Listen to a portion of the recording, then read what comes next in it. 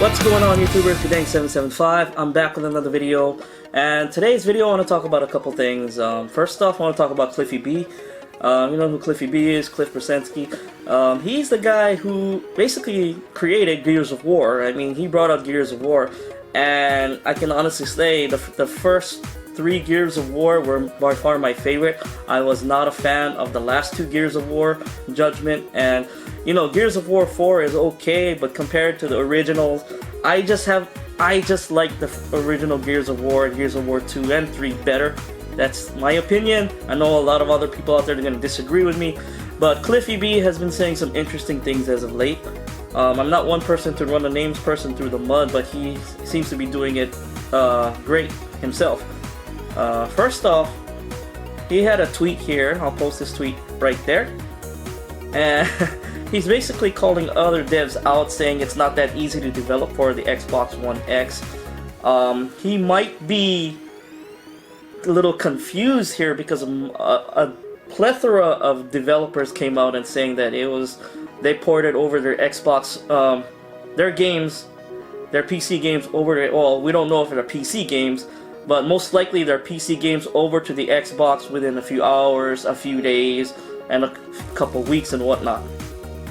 The latest one was the developer from Killing Floor. He announced that he got his Xbox One port of the Killing Floor 2, or the Xbox One X port of Killing Floor 2, ported over to the Xbox One X in 4 hours. Now, I'm gonna play devil's advocate here and say Cliffy B may have misunderstood the question, or he's ignorant because he doesn't have the dev kit of an Xbox One X yet. Who knows? He might have it. He might have it, but I don't know. He doesn't really know. I don't know if he has any first-hand knowledge of the Xbox One dev kit, but he may be thinking porting games over to the original Xbox One. Now, porting games over from PC to the original Xbox One might be I am pretty sure it's not as easy as a lot of developers say. It's not as easy to do as it is the Xbox One X, because the Xbox One X is a more developed platform, more dev-friendly platform, and Microsoft made it that way. Now, Xbox One X is running the same architecture, x86 architecture, but it's not as easy to develop for as the One X is. And Cliffy B could have been referring to that, you know. I doubt he would be calling devs, you know, other devs liars and full of it, but he has said controversial things before in the past. You know, he supported DRM when Microsoft announced it and whatnot, and he said he called some of his fan base, or on, I think it was Reddit or NeoGAF, I don't want to mention it here. He called them a pretty derogatory term. It was quite funny actually, but I'm sorry, I don't mean to laugh at that. Actually, never mind. Who cares? Who cares what people laugh at? You know, you should be able to laugh at whatever you want. But and he also said that porting over Lawbreakers to the Nintendo Switch, I mean, this was kind of recent, wasn't possible because of the Nintendo Switch doesn't have enough buttons. It doesn't have enough buttons. Dude, I mean, if you're gonna say something like that, if you don't want to port over your game over to Nintendo Switch, just use the story that every other developer out there is going with, and it's basically the truth is the Nintendo Switch isn't powerful enough to run Lawbreakers, you know. So, I mean, good luck with your latest game, Cliffy. But yeah,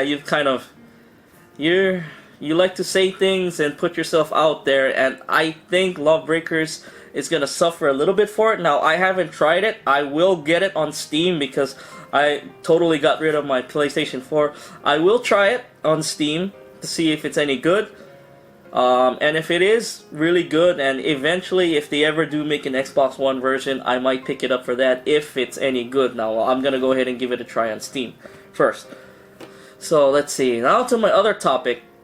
Now, this other topic is basically bolstering my future predictions about the Xbox after Xbox One X, okay, and possibly even the PlayStation 5.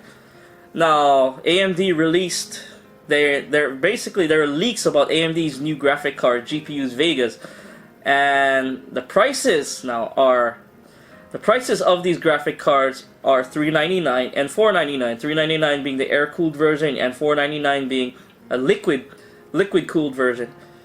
And these are supposedly going to run with similar specs of that of a GTX 1080, you know, 8 teraflops. Oh, 9 or 10 teraflops, something like that. 11, I should say 11. Okay, I think it's 11, 10 or 11, something like that.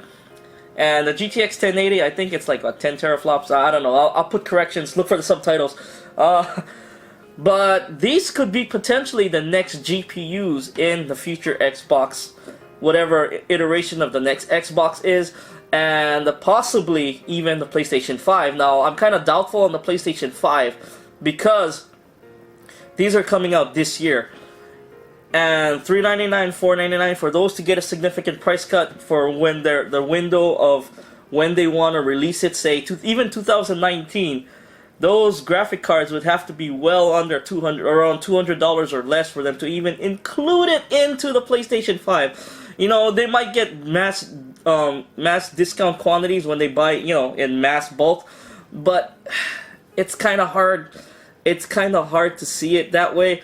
Now, in order for the PlayStation 5 to be successful, people are going to be looking at it. They're going to want it to come under or come at least at the same price as the Xbox One X, $500 or below. Anything over $500, I think it's going to be a sour point. It's not going to sell as well. I think if they come out with a $600 PlayStation 5, this goes doubly for Microsoft too. Now, my predictions for Microsoft that they're going to release their next iteration of Xbox in 2020, and that gives them 3 years. And in 3 years, these graphic cards could significantly drop in price, and they could do their own tweaks to it, make how they did with the GPU for the Xbox One X. You know, some people are saying it's an iteration of the RX 480/580, and they did their own custom work to it. These RX Vega cards could be the next iteration of the Xbox GPU. And with the release of Ryzen 3, Ryzen 5 processors could very well be our next CPU architecture in the next gen consoles of Xbox and PlayStation. And I mean, it makes sense. Everything's heading that way. And Ryzen processors are no joke. They can do a lot of things that the Xbox One X is going to be able to do.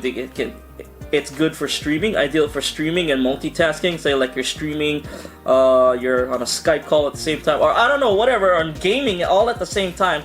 Ryzen processors are ideal for that. Not to mention with this new AMD, the Vega GPU, this should be able to get to 4K, standard native 4K, no problem, especially the way they optimize consoles. Now, how Sony and Microsoft optimized consoles is probably a little bit different, and I would imagine it's completely different because Microsoft came out with the Xbox One X, or coming out with the Xbox One X, and basically made it easy for developers to develop for the Xbox One X console. Now, it remains to be seen if PlayStation does the same with the PlayStation 5. If they got, you know, their engineers can work something out similar how Microsoft did with the Xbox One X, that all remains to be seen. But yeah, the AMD RX Vega cards only bolsters my future predictions about what the next iteration of the Xbox and PlayStation consoles are gonna be. And that's what I wanted to talk about today. Just a couple things. Wanted to keep this video under 10 minutes. I don't want to go over that. But yeah, if you folks like this video, go ahead and hit the like button, subscribe to my channel for more videos every few days. If you didn't like this video, hit that dislike button and let me know in the comments down below. I do appreciate the criticism. I got an unboxing tomorrow. Unboxing video tomorrow of a new pair of Bluetooth headphones. I think you folks will enjoy that. But yeah, it's good night, 775. Thanks for watching. Peace out.